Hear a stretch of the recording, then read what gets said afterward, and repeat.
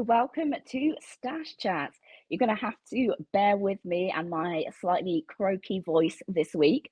I think I've done way too much talking last week at the Knit and Stitch and maybe picked up a low-key lurgy as well. So I feel fine, but just my voice sounds terrible. So you'll have to forgive me for that one. So I am Yvette. I am the co-founder of the Stash Hub Sewing Organizer app. And I have the pleasure of talking to a different member of the sewing community every week about their sewing stash, what they're up to, and how they got into sewing. So it's always really good fun. We're almost at 100 episodes of this show now, so there are loads of episodes for you guys to catch up on.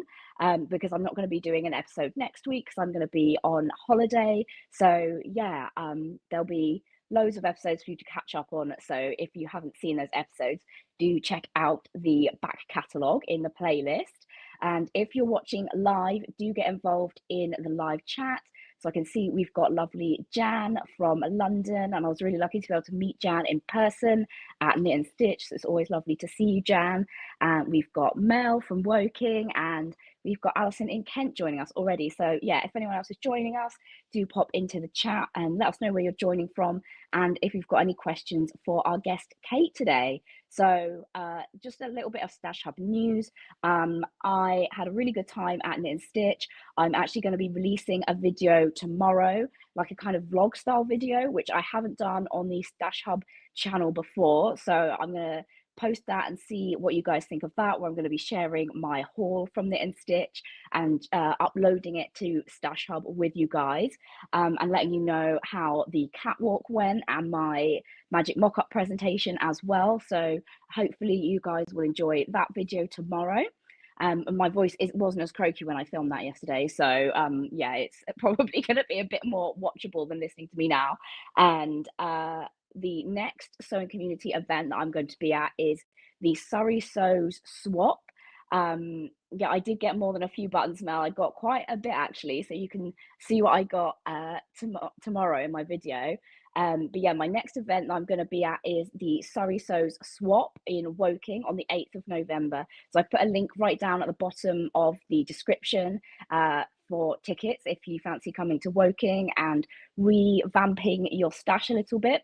And I'm also going to be at Knit and Stitch Harrogate on the 20th of November and the 22nd of November, so the Thursday and the Saturday. I'm going to be hosting the Stash to Style catwalk again, and I'm also going to be doing my talk about Magic Mock-Up again as well, and I'll be looking around the show. So yeah, if you're coming to Harrogate, let me know, and I'll hopefully see some of you guys there. But anyway, that is enough from me before I wear my voice out completely. So let's get our lovely guest on today. So today's guest is Kate, who a lot of you guys will know as Ripper Scenes, and she has an absolutely fabulous YouTube channel. So do go and check that out later if you haven't watched any of her videos. She does brilliant reviews where she ranks patterns on a scale of 1 to 5 for brain friendliness, fit, and overall lovableness. So really, really helpful if you are interested in working on the patterns that she has also tried. So yeah, let's get Kate on and find out how she got into sewing and what her stash is like. Hi, Kate. Hello. Welcome to Stash Chat. How are we today? Thank you. Thank you for having me. And a huge thank you to you and your husband for making such an awesome app. I absolutely love it. Thank you. It's really, really helped me out with my sewing journey. Brilliant. Well, I'm really looking forward to hearing about how it's influenced your stash later on in the chat. Totally.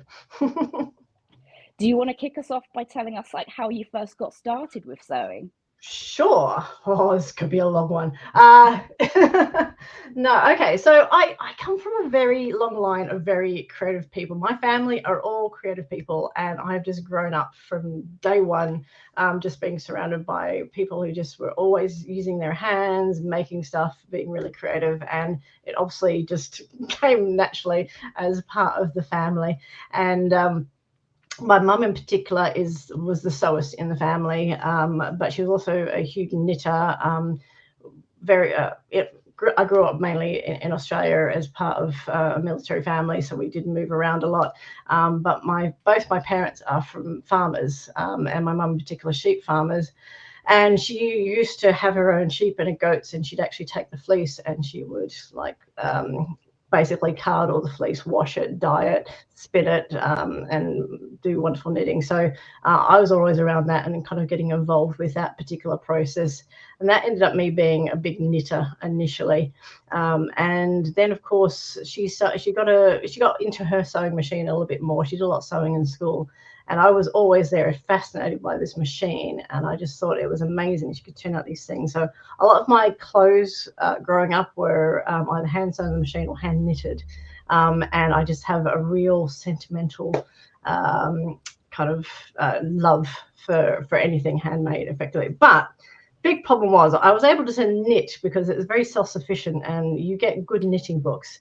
But when it comes to sewing, my mum was great in showing me the process. I actually knew how the machine worked and how to thread the bobbin and bits and pieces, but all the other small nichey bits of information about sewing, about pressing your seams and making sure you have the right seam allowance and changing your needles over, all that stuff just didn't seem to get discussed. So every time I kind of had a go at sewing something like clothes, I kind of failed failed for a lot. And this is back time, like I'm Gen X, so you didn't have YouTube to refer to go and get this information. And occasionally I'd go and ask my mum and she'd help me a little bit, but I just didn't know what I didn't know, so I didn't know to ask. I just knew I sewed something and I'd buy the pattern and make the size that I bought in the shops and then wonder why it was too small. So yeah, strange stuff like that. So my sewing journey really was more about making things that were like homeware. So I could make blinds, I could make cushions, I could do all sorts of things like that. But when it came to clothes, no, it was out the window. It's like just, I remember buying something. I was in Australia one time. I had this very entry-level machine and I really attempted to make this really nice winter skirt and it was just too small. I go, why does anybody do this? It never turns out. I wasted so much money. I should have just gone and bought it. But I kept coming back to that scenario going, it has to be done. Other people do it. Why can't I do it? And then I was actually making bowl cozies. I was here in where I've moved to now in 2020 or last few years. And I saw a video on bowl cozies. I was thinking, oh, that's really good. I like putting food in the microwave. I always burn my hands. I'm going to make some bowl cozies. And I watched on YouTube. And then it just so happened that, you get on YouTube, you get suggestions. A Tilling the Buttons video turned up about making some dungarees and that. I said, oh, that's interesting. Let me watch that. And because those instructional videos, those sew-alongs are so detailed, it was like, okay, I think I could do that. You've just explained a whole heap of things. And it just so happened that the Great British Sewing Bee was also on TV at a similar time. And I started watching that and Stitch in the Ditch came up and said, oh, that's what that is. And all of a sudden I went, oh my gosh, YouTube, let me go on YouTube and watch more. So I was like madly digesting as many channels and vlogs and everything as possible and then just gave it a go. And it just so happened I made the Tilly the Buttons, like pajama bottoms first. I think it was, I forgot what they're called, the Jamie pajama bottoms, very basic. But they are fantastic pajama bottoms. I still wear them. They're about 3 years old now, and I just wear them constantly. And then I made the dungarees. I started going, and they were great. They turned out really well. They didn't fit me because I didn't understand design is and that so well. So they were huge and they were a bit shapeless on me, but they were beautifully made. And I was so proud of myself. And so that kind of kicked it off. And I went, okay, well, what else can I make? And then a year later, I said, well, I don't see a lot of sewing pattern reviews. Like I like seeing what people think of patterns. And like I'd go, if I was going to sew something, I'd go and see who else has made it so I can understand, get some help understanding some of the weird things that happen you would experience with some sewing patterns. And ultimately that's what led to Ripper Seams, because I think I might, if I make something, I'm just going to share what I made. So why not?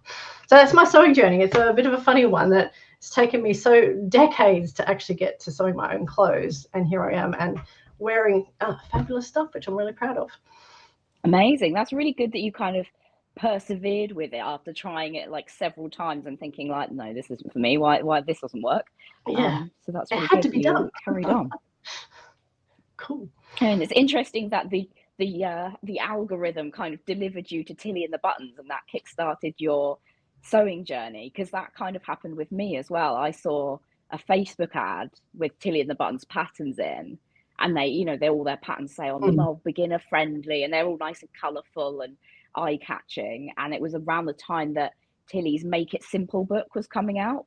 Okay, So yeah. I'd done some sewing, the beginner stuff, the cushion covers and the tote bags and that, the rat hammocks, that as you do. And yeah, and then I got the Tilly advert and I ordered the book, the Make It Simple book, and I booked to go to the Stitch Festival, the one that was on right before the pandemic. That probably shouldn't have happened, but Yeah. anyway.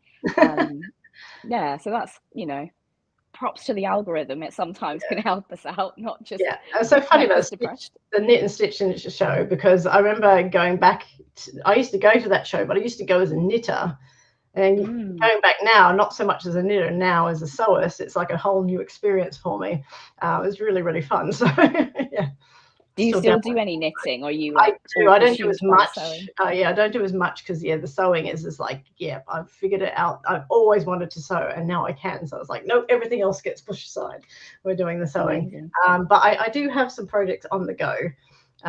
One that I probably started about 3 years ago, which is probably need to just finish one sleeve. It's always you've got one sleeve to go. I always stop at that point, and it takes me a few years to get going. But I used to knit probably a jumper a month back in the day, though.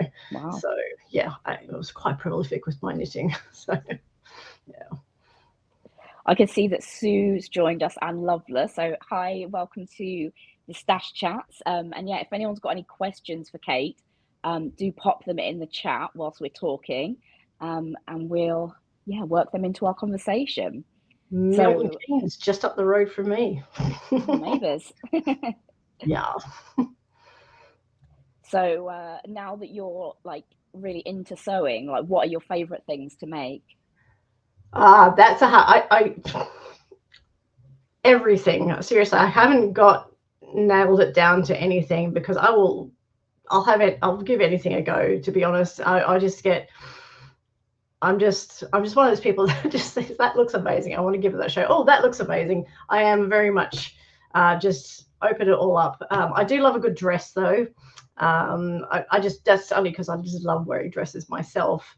But I like more complicated things. I think I'm starting to get more and more patterns that have a lot more detail.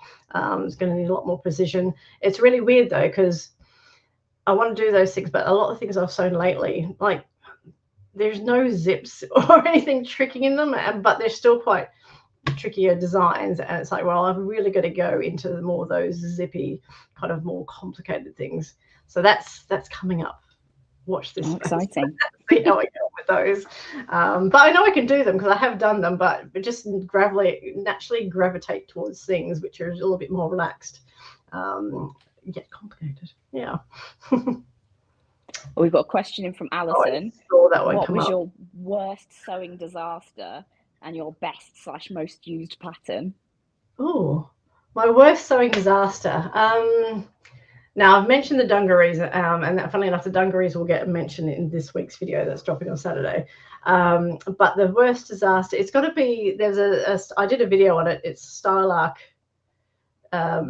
dress where I have a laser printer, and I printed it out. I was in a big rush. I was trying to get this dress made to go to Australia. And it's called the Maryland dress by Style Arc, and it's a really nice floaty dress. It has quite big decorative sleeves with a big slit in it, so it was going to be great. I was going to Queensland, so it's going to be a nice area dress, and I made that, and I totally forgot to check the printer square on there. And when I was cutting it out, going, what? I thought I knew I had enough fabric to make this, and I was cutting it out at the Southern Social, and for some reason I suddenly didn't have enough fabric. I thought, what is this? I had to go off and buy more fabric, just a little bit, just to get all the pieces together. And I started cutting it out, and then I started making it. I'm going, this seems really long. It was huge. This dress was swamping me, and it's a good lesson to check all your printer settings when you go and print out a PDF pattern. Yeah, that's sitting in a pile. I'm going to cut it up shortly and turn it into another dress. But yeah, that was probably my biggest disaster. I still want to make that dress. I'm a little bit burnt from it though. So yeah. So But you stuck all the sheets together as well and did all of that, and then I did everything, but I did it in such a rush. And then, you know what it was? It's because I did it in a rush, and then I realized I didn't have enough time to make it before I went on my holiday. So I kind of left it. So I didn't touch it for a few months. So of course I'd totally forgotten anything about it. Just went blindly into making it, and yeah, no, disaster. So yeah, that was probably the biggest one. Although I have had a few.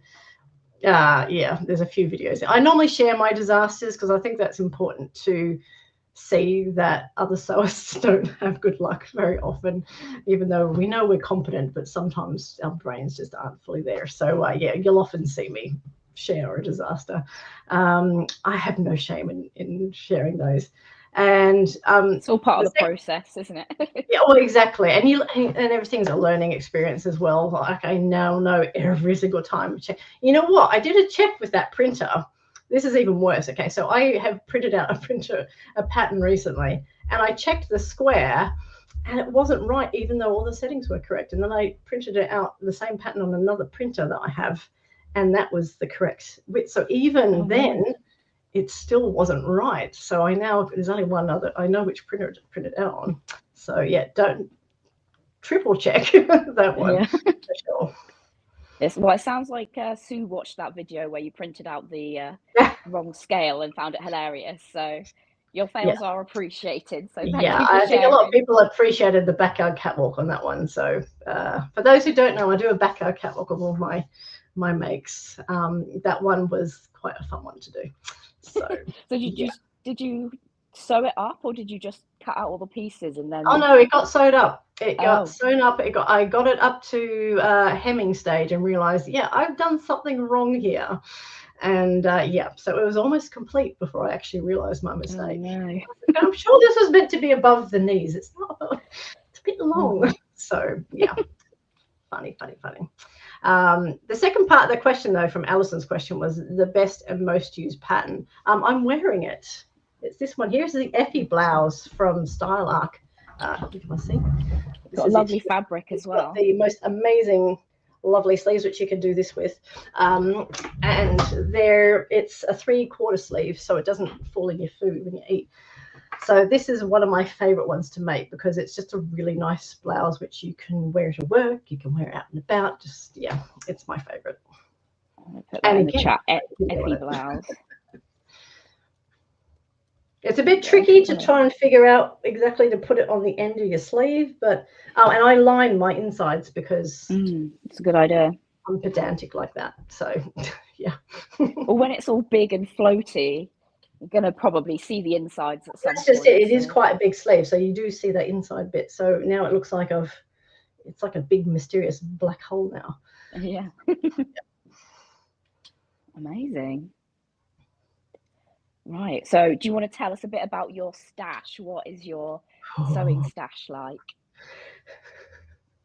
At the start of my sewing journey, and I started watching other people's videos on YouTube about their stash, I went, you have so much fabric. And then it's like, that's crazy. And then I had, at the time, every time I bought some fabric, I bought it for a very specific project. And I had one very small shelf, all nicely wrapped on cards and styled nicely. And I said, right, this is how we're only going to buy fabric for projects I'm going to make, and I'm going to do that. Yeah, was it? So let me bring up Stash Hub now. 151 fabrics currently sitting in my stash, but I love all of it. I mean, you know what? There's even more in that because I still haven't put in. I did the mystery box unboxing. I still haven't put those in there, and that was a good 12, 15 odd fabrics from there. They are in there. I can see them so at the front, so I don't forget about them. But I do have, because I have to add those ones manually. That's what puts me off, because I love the magic input. That's what I like. So I've got to add those. But my stash has grown because I just love prints. I love fabric, and I have huge ideas. And every time I have an idea, it's like, oh yep, I found the perfect fabric, and I do that. And then I realize I don't have the same amount of time as I do the enthusiasm to make the thing. So I'm a little bit backlogged in my things, but I'll get around to it eventually. And I do sew on a whim quite often. I have grand plans. I'm very organized in my day-to-day life at work. Comes to sewing and everything else, yeah, that's all anybody's game. So I do have plans, but then other stuff comes in and distracts me. So my stash itself is there. I can see it. It's quite organized because yeah, it's going there. But I've been quite good at sewing through. I've hit the limit where I don't need any more fabric. I've decided, well, not as much fabric, I should say, because I'm probably sewing 3 things to every one thing I'm putting in there. So I'm slowly working through it. But then, of course, you move seasons and you start going, okay, well, now I've got this. And what actually happened in summer was I'd sewn through all my viscose fabric. And so I went, okay, I need more viscose fabric to kind of top that up. And then now I've got a Hollywood jersey. So, yeah, all the stuff I didn't sew last year is now kind of getting a look in. So, yeah. It's extensive, so, but I know what's there. I love it all, and it will get used. So yeah, and it's like it sounds like you're not feeling like overwhelmed by your collection. It's just like a whole bank of inspiration that you can pull from. that's exactly it. And I'll always, every time I buy something, I will roughly have an idea what I'm going to make out of it. It might not end up being that because I'll find something else to make out of it, but it's all got some sort of plan. And yeah, it's just nice having it there. And I also love a sale. I can't go past the sale. Most of the things I buy are always on sale because, yeah, who doesn't like a discount? And if I know, especially if it's dead stock, you kind of feel like I have to get it because I'll never see it again. So yeah, if I know it's something that's a little bit constant, I'll just leave it there. But if it's like a basic, I don't tend to have basics. I tend to have a lot of prints and more textured, unusual stuff sitting in my stash because everything else you can kind of get whenever you need it. Yeah. And also, like, if you're shopping online, I find like the more plain and basic fabrics like quite hard to buy online because you just can't get a feel for like what they're like. I feel like the kind of quality of the way that they feel and the exact color are like much more important when it's a plain fabric. Yeah, I've got some sequin fabric behind me here. You can see on the side there. It's actually a peach color, and trying to match color match. Yeah, this one here. I'm sewing that up this weekend, and I had to trying to find a matching lining fabric. I said, "Oh, buy peach," and it's like, oh, looking online, there were so many different variations of peach. I ended up taking that fabric to what do they call them? Hobbycraft. That's the place. Hobbycraft. I was about to say Joann's and Michael's. Hobbycraft. I took it to Hobbycraft, and lo and behold, the one lining, they didn't have any lining fabric hardly there at all. That was useful. The one lining fabric was sitting in the sale bin, and it was peach. It was the perfect match to that. I said it was a sign. It had to come with me. So I got the matching lining for that, funnily enough, randomly at the local Hobbycraft. So that was, yeah, that's getting set up this weekend. So you're planning a special occasion dress with the sequins? Yeah, special occasion top. I'm heading off to Seattle again in a few weeks' time, and there's a special kind of work dinner. I thought I will go as a human disco ball because why not? Yeah, so that's the aim there.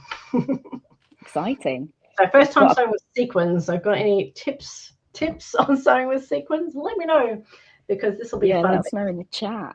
Yes, yeah, I thought this would be the one fabric that my dogs wouldn't sit on when I cut it out. No, my dogs quite happily sit on this very crunchy sequin fabric, no problem whatsoever. So yeah. They'll be walking around with little bits of sparkle on them. Oh yeah, I'm expecting to be pulling sequin chips off them for the next 2 weeks. So on myself or anybody else in the house. Cool. I saw a question in here about who else do I sew for? Shall I answer that? Yeah. Cool. I sew for everybody. So I have a beautiful 11-year-old daughter who is very happy to have mummy sew for her. So although she's gotten to that age now where the cutesy dresses, yeah, she'd rather have more cool stuff. So she helps me a lot with picking. We sit down and we pick fabrics together and patterns. So she kind of lets me sew them. She's interested in sewing, but not to the point where she kind of wants to get right in there. She likes sewing her own little creatures. She's very creative herself. So she likes making cardboard dragons and things. So I make for her. I have fabric to make shirts for my husband. He is eagerly waiting shirts and also pajama bottoms. He quite happily likes pajama bottoms, but again, time and motivation to keep sewing my own stuff. But I've got quite a few shirts and things to make for him. And then I sew for the dogs. I've got project ready and waiting for the dogs for their Christmas presents coming up.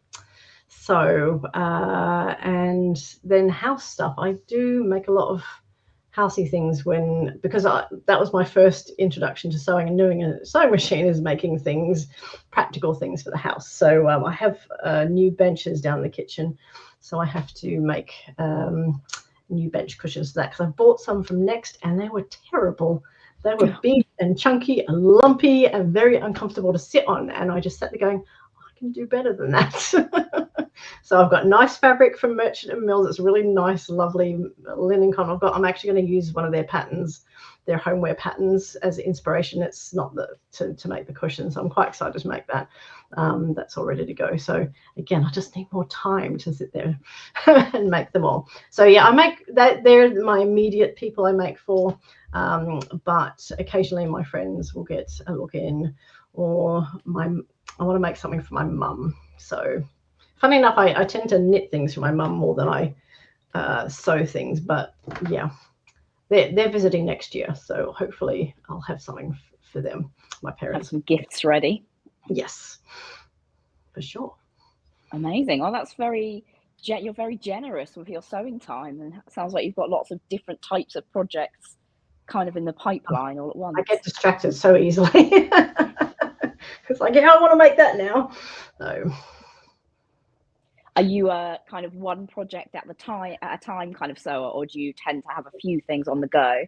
Yeah, I need to, yeah, I very much focus on one thing and make sure I get that done before I go on to the next thing, because I'm in danger of not finishing it, albeit the knitting. I've learned from the knitting, because so with the sewing I do try, and because what I do is I have a bit of a process, because I've got everything in little bundles. So I put the pattern, the fabric for the immediate stuff, and I do use the lovely project planner on the Stash Hub app as well. It's so handy to use that, because I know exactly what I've got, and I can prioritize things. And so I then, when they're high priority, I put them in their little packets with their thread and whatever notions you need, and then I'll go and sew it, and everything stays in that pouch, and I finish it. And once I've finished it, I then clean my sewing space and then move on to the next one. Then it's kind of like, properly sign off, and nothing's kind of lingering. Otherwise, I know me, I just won't get around to finishing it. So yeah, so that's how I work. Do you find that doing the vlogs helps you like get that project finished? Because you're like, well, if I finish it, then I can review it, and then I can do the video, and then or whether you always kind of have that process. Yeah, the vlogging has definitely helped with that scenario, because you do have to sit there going, all right, well, I have to go. And normally, if there's a break in if there's no video going at the weekend, it's probably because I probably haven't finished a project, or I'm just exhausted and just haven't had enough sewing time to be able to do anything, and I'm just taking a break. So trying to work full time and sew, and then obviously do the vlogging. And of course my videos are quite heavily edited, so it takes a few evenings of my week to get around to that. So if I just don't have that and something crazy pops up, so I have a break. It's good.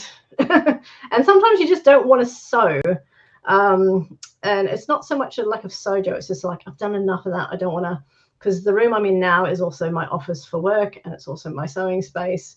And so sometimes you just don't want to sit in the room You've got to kind of get out of there. So I tend to, that's when I do planning or planning sewing or just looking at fabric, sitting on the couch whilst watching YouTube is my other pastime. Yeah. Well, Sue says, please sew a shirt for hubby so he can model it on the backyard catwalk with or without the Darth Vader mask. Well, you're in luck. If you watch this week's video, my husband does have a very starring role without the Darth Vader mask.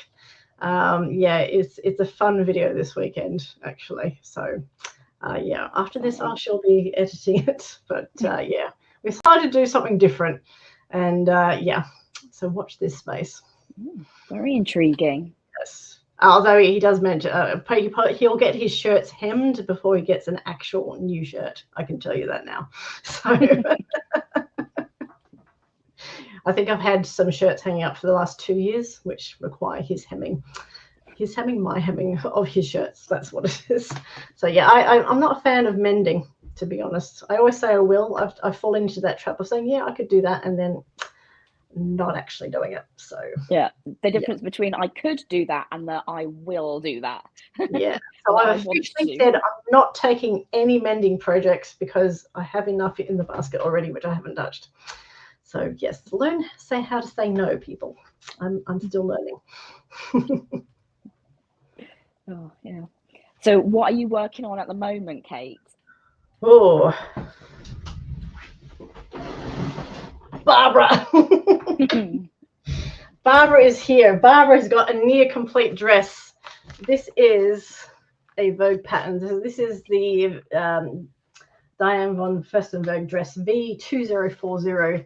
This is actually a toile, and I've stopped sewing it. So this is one of those projects where I did decide to make a toile because I had a feeling that the last Vogue dress I made was very big on me. So I thought, I have some very fun fabric to use. It is stretchy fabric, but it's dead stock, and there's a very special feature on the fabric. So if I stuff up the dress, the whole entire concept of what I want to make is going to go out the window. So I made a toile. So Barbara's wearing my toile of this dress, and I stopped sewing it after I attached the bodice to the bottom because the bodice is too long for me. I'm 5'3". I could probably take about 3 inches out of the bodice.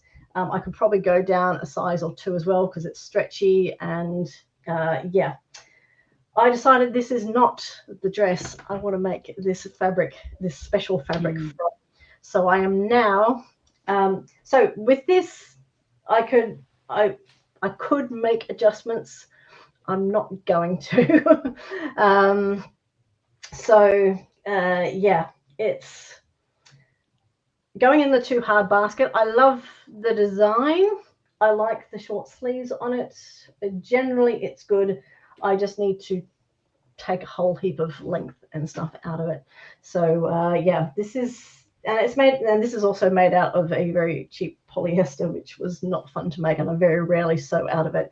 So this was a learning experience, but I have learned that this is not the pattern for the fabric I want to use it for. So I would like if anyone's got any designs, pattern recommendations for a knit fabric dress that is full length and more of an evening dress that's got a bit of shaping, waist and so on, please send them my way, your ideas my way. I would love to know your recommendations. I have had a good look around. There's some sitting in the big fours.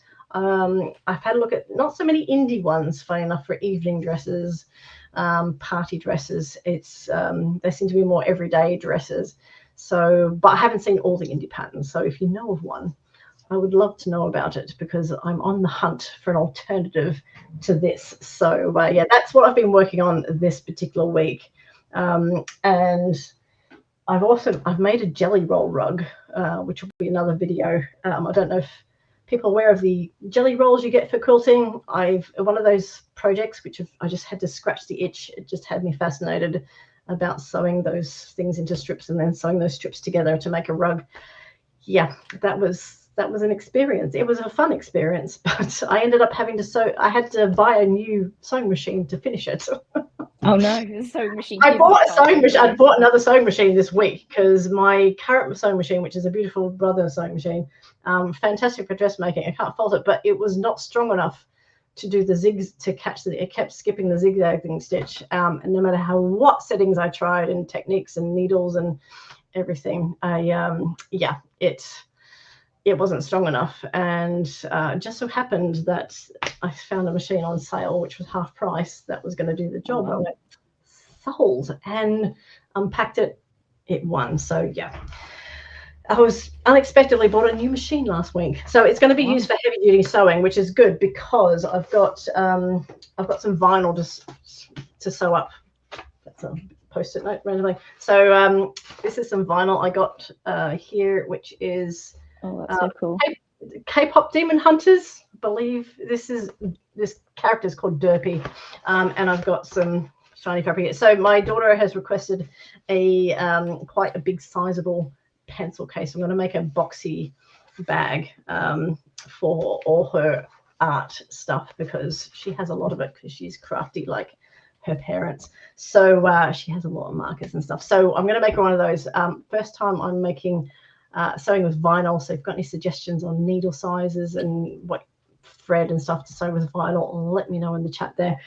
So I didn't just buy that machine to make the jelly roll rug. I realized for more heavy duty sewing that I would prefer to use that. £175 for a really good heavy duty Amazing machine. deal. Bargain. I said I had to have that. So I thought, okay, I'm going to use this for all my heavy duty sewing type things when I do vinyl and homeware stuff, and leave the dressmaking to my more expensive machine. I thought that was a smart move. So yes, so there's some immediate things kind of going around. I mean, of course, I've got the sparklies going on. Well. So it's kind of got, we're constantly in motion here in Rupert Seam's headquarters. Lots of new stuff to learn as well. Yes. Get to grips with. Oh, yeah, all this stuff is new to me, and that's affected me. I'm always learning and wanting to know new stuff and just learn new techniques. And I kind of think of myself as if every week is a new episode of Sewing Bee for me, and they've tasked me with some crazy thing which I've never done before, and just go through and do my best. And hopefully, so I'm in my own Sewing Bee competition in my head. So that's you just imagine the camera person coming over every time, and you're just sitting there like, I've never sewn with vinyl before. I've never done sequins before. That's right. So I said, if they can sew sequins on the Sewing Bee, I can do it as well. So yeah, and nothing really scares me when it comes to sewing, because ultimately you just have to follow instructions, go slowly. Other people do it. Why can't I? So yeah. I mean, I think Studio 77, they've got a lot of tips for like bag making stuff. So I was trying to remember them the other day. I said there is a company out there, and I couldn't remember them. Thank you for reminding me. I should write that down now. So yeah, maybe if your machine is struggling with the vinyl, try a Teflon foot. I've heard that can help.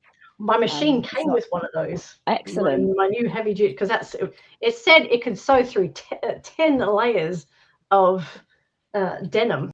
That was the advertisement for it. And then I think it was 14 layers of canvas. And then it even showed it sewing through tin cans. So wow. sold. I'm there.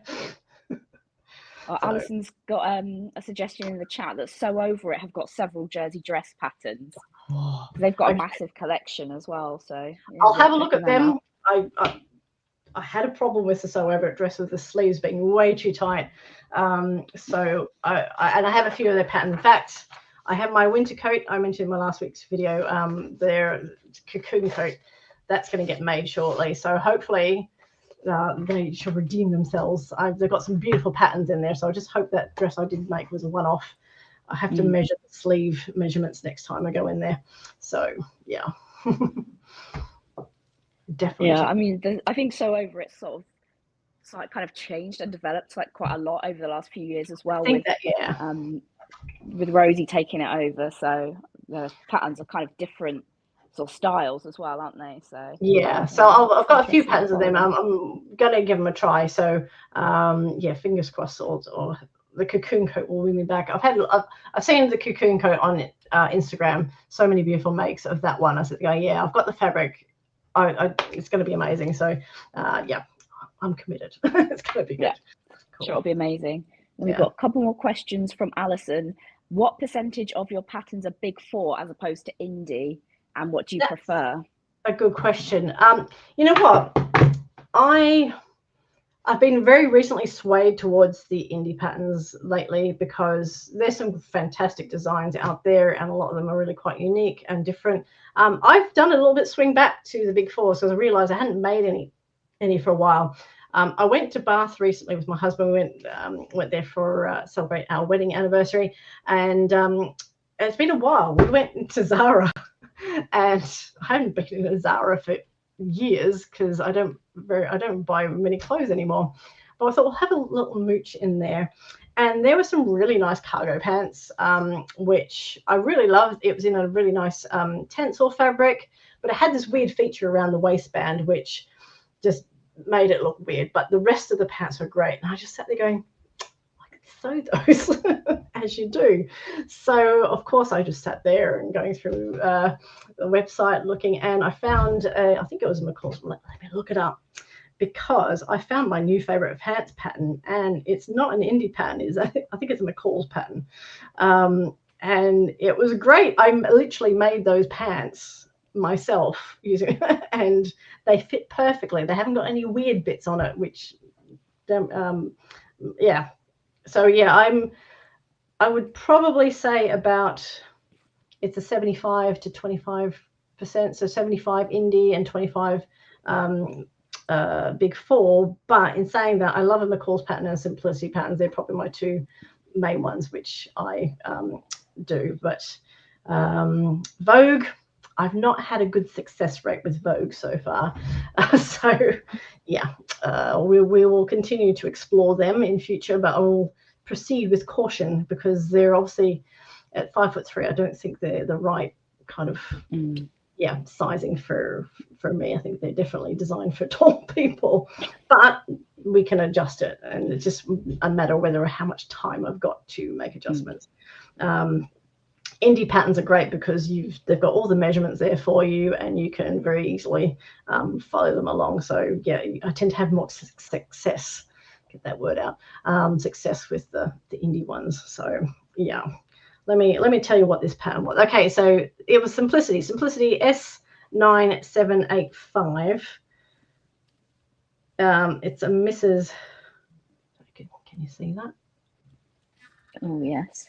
They're like a little cargo pant without being too cargo pant, and they fit like a dream, like these things here. That's what they are. Nice. I haven't taken a photo. I have finished the pair, and I said when I got this fabric, I was not going to make pants out of this fabric. I made pants out of this fabric. I don't know if you can see that, but it's like a very light, it's almost just like a chambray denim with these stars on it. I love these pants so much. So I've gone all blurry. There we go. Oh, back in focus. Yeah, those trousers I do recommend. They fit spot on straight away, and yeah, I do. Yeah, my new favorite pants. Although I have to make the chanterelle pants because everyone's saying how great the chanterelle pants are by So Liberated. So yeah. Sue, now your question there about the height. I'll put it on Instagram. I found a link. Someone has done a list of all the pattern companies and the heights they sew for, and I've saved it somewhere. I'm trying to think, where can I put that and give that to people? I can't give it to you in this chat because I'll have to go look it up. But if you send it to me, I'll add it to the description on the video. Yes, I'll do that because someone has been very dedicated and found this information out, and I refer to this list all the time. You'll be surprised. So I always do this calculation. Like I take off. Don't know if other people do this. I'm trying to remember who did it, but if you need to shorten something, because 5'3", and no one ever 5'3", and no one ever sews for 5'3" hardly. So I always have to take something off. So I normally say, okay, well, if I'm making a top, that's 50% of me. So if I need to take 3, if it's for someone 3 inches taller than me, then I take off 1.5 inches there's a ratio that you can do as well. So it always works for me. So Nice. yeah, that's what I think. But yeah, I'll share that link because it's great. And then I'll try and find the other link which tells you the ratio if you don't know about that. Yeah, that's my secret for getting the right length most of the time. Or we can just wing it and chop it off wherever it suits. So Yeah. that's the other option. Yeah. I did that with the right address. I said, I don't think this is the right length, but this is where I want it, so I'm going to chop it off here. So, yeah.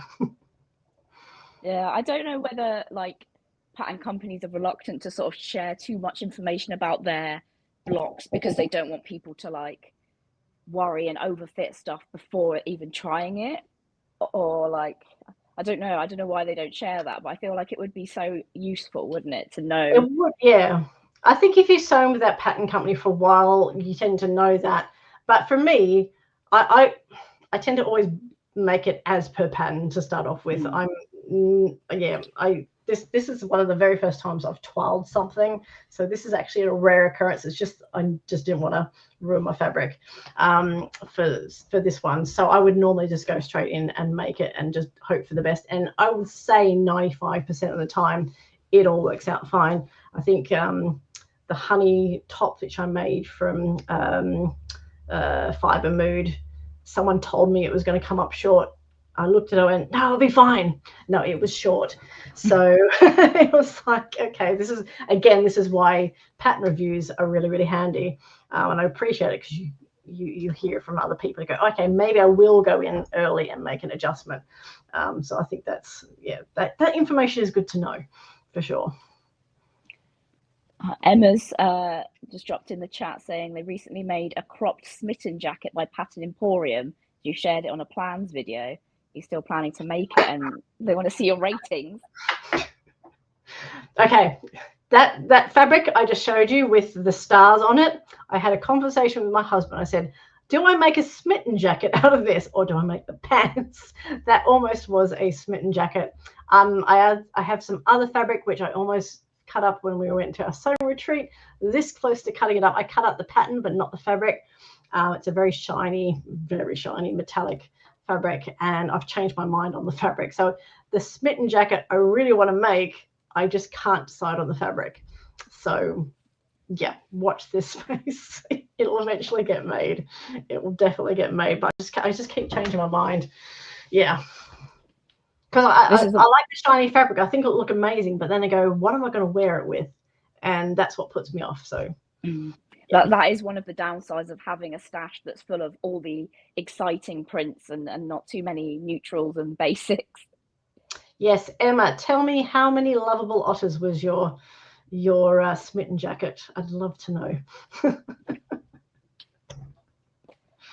Yeah, that'll be interesting. Definitely a 5. Amazing. Excellent. Yeah, it does look like a great jacket. Did you make the cropped one or the longer one? The cropped one. Make the cropped one. Okay, I think I might make the longer one. I have a love-hate relationship with cropped things. Yeah. I've got to wear cropped stuff with high-waisted jeans. Yeah. Craziness. Oh, that's good. The instructions are brilliant as well. So that's like, it sounds like a 5 on the brain friendliness. Well, I love Pattern Emporium instructions. They're so detailed and so many extra tips. And I love the fact that they give you like hack options as well. It's just like a really thought through. Yeah, I love it when they add things like that. But then what I find also, but even with the big 4s, every now and then they throw something in and I go, oh, that's a new way of doing things. The pockets, there's actually dresses. There's actually dresses in these pockets. Sometimes pockets are so big they do have dresses with the pockets. These pockets were sewn for the first time I've done pockets like this. So we're the easiest pockets ever. It's like an extent. I don't know if you can't see it, but basically there was like a bit that came out of the side of the dress, and then you sewed the pockets to that. It was the most easiest pattern pocket install I've ever done. So I might steal that idea for future pockets. So yeah, even on the big 4s, you'll learn stuff. So are there pockets on both sides on that dress? Because it's like a wrap. This confused me last night when I tried it on, because I naturally want to put your hands in your pockets. I thought I can only put one hand in the pocket. It's because they make you baste the pockets before you sew up the seams to make sure that they line up. And I forgot I hadn't unpicked the basting on the other side. So there is 2 pockets. They're small pockets. You wouldn't want, yeah, but they're big enough to hide a phone in. Yeah, you'd probably put a smaller version of an iPhone in there, probably not the bigger one, and a lipstick, some cash, a sweetie or 2. You're good for these pockets. Yeah. I feel like sometimes that even if you have a bag and you don't plan to use your pockets, just having a pocket for like a second when you need a free hand is so useful to just like put something down for a second without losing it. Yeah, I'm generally an awkward person anyway, and my default pose is to put my hands in my pockets. So it's like a safety net sometimes, pockets. So yeah. It's an easy go-to pose as well to show off the pockets and also it's quite funny. The go-to pose. I was looking through my Instagram the other day because it's a strange hobby, sewing, because you've got to take photos of yourself, and I realised that I tend to take the same pose a lot. And it's normally, I've always got my hand in my pocket. It's because I've got a manual clicker to take the photograph, and I don't want to see it in my hand, so it's normally hidden in my pocket whilst I'm taking this. I've got the same pose every single time. So to try out some new ones, like behind the head. And yeah, sometimes there's like, oh, just slightly get my hand out of shot. It's always a fun experience taking photos for Instagram when you've made your finished make. So yeah. It's quite hard to take pictures by yourself, isn't it? Yeah, but the funny thing is, I tend to take. This is hilarious. Yeah, my husband takes all my backyard catwalk videos because I definitely can't take those ones myself. But I take my own photos for the things because he always takes them from weird angles and they never turn out right because he's quite an artistic person. So he takes very artistic photos. He makes the photo look nice. I'm going, but I have to show off the dress. So then I pretty much, the neighbors must think I'm crazy because I go out there and set up my tripod and do all this weird posing. And it's like, please, no one be looking out your top window out at me. So, yeah. They must have, every weekend they go, there's that crazy lady then taking weird photos of herself. So I'm sure they find it quite interesting. They're like, oh, neighbour's got a new outfit again.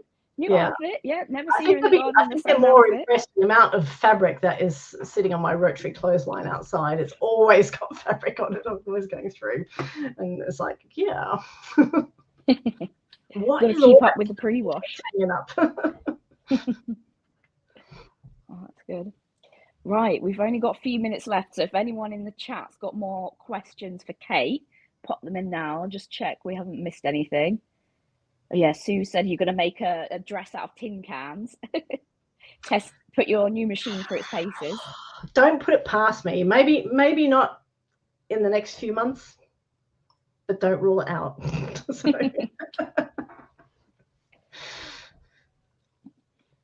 Yeah, I wouldn't try that after the machine goes out of warranty. Yeah. Although I can it is a Brother machine. I think it's the heavy duty version. The Singer heavy duty one, the grey one. I initially looked at that and I went, no, I don't want to spend that much money. Then I saw this one come up. Ooh. That's it, because all my other machines are Brothers, so I said, just keep it in the family. And I might just have to go back to them. Well, you said you could sew through tin cans with this machine. Here's your video showing that you can sew. Yeah, didn't sew through tin cans. It broke my machine. Yeah, we shall see. Yeah. Oh, Emma's got a question. Color analysis done. Yeah, that's what I did. So after I had my daughter, people I kind of felt a bit weird and like, who am I now? And like I had a whole heap of clothes and I just didn't. They all were all so different. Everything was so different. I couldn't find what I wanted. So I did actually have someone come round and they did my colors for me, which was great. And then they also went through my wardrobe, and because they asked me, say, okay, well, type of styling do you want? So you give them some pictures, and then they go through your wardrobe and they take out anything that doesn't fit that styling, and then kind of puts a few outfits together. And that was really, really helpful. So if you're in that predicament and just don't know where you should be going, I do recommend that. This was years ago though. Like, this was literally, my daughter was brand new. I was on maternity leave at the time, so this is 11 years ago. So I had my colors done, and I think the colors worked, but at the same time, I had this little swatch thing, and I can't remember what she said my actual color palette was, and I've now lost the swatches. The funny thing in there was that I knew teals and stuff are okay. The pinks that were in that color palette at the time didn't suit me, and I don't know whether something's changed over time, but I feel as if my color palette's changed, because the picture I've got of me, the promo picture for this particular chat, is that Liberty top. And I looked at that and I said, I absolutely love that Liberty fabric with the lightning on there. And my husband says, oh no, that's not going to suit you. And it was something about that that drew to me. I said, that's not going to fit my color palette. But I bought it anyway. It's my favorite, one of my all-time favorite tops. It was something I sewed really early in my career, my sewing journey. And I've had so many compliments. I go out and people always ask me where I bought it from. It's like, oh, I made it myself. So it's funny because that red suits me, and now I always buy that shade of red and pink together. I tend to, it kind of really brightens you up. So I'm going to do my colors again, because I'm just interested to know that, because I do think it makes a difference as to how confident you feel in colors and what suits you in that, because I would never have bought that shade before, and now I'm quite happy in it. So yeah. Interesting. Yeah. Actually, wear colors which you don't pick. I'm wearing a lot more colors than I used to. Yeah.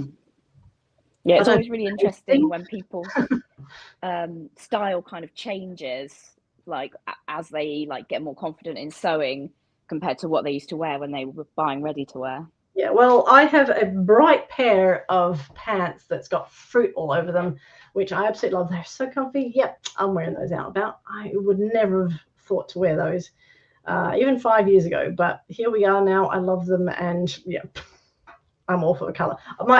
Most of my stash is bright prints, or prints of some sort, because like I said, the patterns, the plain ones, you tend to flick on, but I love a bright print now. I think it's really fun, and you look different to everybody else because they're buying their clothes in the stores. So especially in like the autumn winter, when the shops get really like dark, and you know, the blacks and the grays, and I think like there's quite a lot of brown this season, and just there's a lot of brown. Although I do love brown. I suit brown. I know I suit brown, and they've got that beautiful deep dark plum maroon that's out at the moment. That's, yeah, I'm very tempted by that. So I have been looking for some plains in those colors. But like, I used to wear heaps of brown and really deep greens, like khakis and stuff. And I just, my photo of my work tag has that. It was my very first day back in the office after lockdown. And I was wearing this grey greeny outfit, and I was like, I look so washed out, and it was like, no. So I'm going in on Friday. I'm going to be wearing a nice bright top, and I'm going to get a new photo taken. So, nice. I'm looking at that picture, it's terrible. So yeah. Well, that's really fun. All right, shall we wrap up there? But yeah, thank you for chatting with us, Kate, and thank you everyone for joining in the chat as well. Yeah, that was really good fun. It was good to hear about your jacket that you made, Emma, inspired by Kate's YouTube. I'm going to push my jacket high up on the list now. It has to get done now. You've already been beaten to it now. Thanks for joining us, Sue. And yeah, it was so lovely to chat with you, Kate. Yeah, it was really good fun getting to know you a bit better. And yeah, we'll all look forward to your next video coming out, and the hubby cameo. That sounds fun. Yes, it'll be hopefully a fun. I hope you enjoyed it. It's a bit different that you'll probably see on a sewing video. So yeah, enjoy. Thank you for having me, and thank you again for creating such an awesome app. I'm really glad that Stash Hub's helped you organize your stash and like get planning. That's really good. Absolutely. Yeah, awesome stuff. Cool. All right. I won't be on next week because I'm going to be taking a little holiday. I'm going to one of the locks in Scotland, so that'll be a nice week off for me next week, hopefully. And then I'll be back with another stash chat the week after. So yeah, have a good week, everyone. And yeah, hopefully chat to you all soon. And thanks again, Kate. Cool. Bye. Thanks, everybody. Bye.